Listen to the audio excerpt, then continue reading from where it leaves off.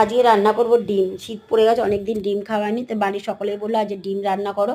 তা ডিমটা আমি ডালনা করব, অল্প করে আলু দিয়ে করব ডিমের ডালনা। আর এই শীতের সিজনে বেশ ধনেপাতা দিয়ে ডিমের ডালনা খেতে ভালোই লাগে। তাই আমি এখানে 7টা ডিম সিদ্ধ করে নিয়ে খোসা ছাড়িয়ে নুন হলুদ মাখিয়ে কড়াই তেল গরম করে ডিমগুলোকে লাল লাল করে ভেজে তুলে নিচ্ছি। ওই তেলের মধ্যে একটা তেজপাতা আর কেটে রাখা আলু, পাঁচফোড়ন আর তেজপাতা দিয়ে কেটে রাখা আলুটা আমি ভাজতে দিয়েছিলাম। এদিকে টমেটম পেঁয়াজ রসুন আমি পেস্ট করে নিলাম, আর আদা কাঁচা লঙ্কা বাটাই ছিল, ওটা বাটতে লাগে না আমাকে। যাই হোক, আলুটা ভালো করে ভাজা হয়ে গেছে। এরপর দিয়ে কটা ক্যাপসিকাম কুচি, নুন হলুদ বেটে রাখা মশলা, আদা কাঁচা লঙ্কা দিয়ে ভালো করে মশলা কষিয়ে নিয়েছি আলুর সঙ্গে। এরপরে ভেজে রাখা ডিমটা দিয়ে আলুর সঙ্গে আবারও ভালো করে একটু কষিয়ে নিয়ে পরিমাণ মতো জল দিয়ে আর কড়াইশুঁটি দিয়ে ঢেকে দিয়েছিলাম।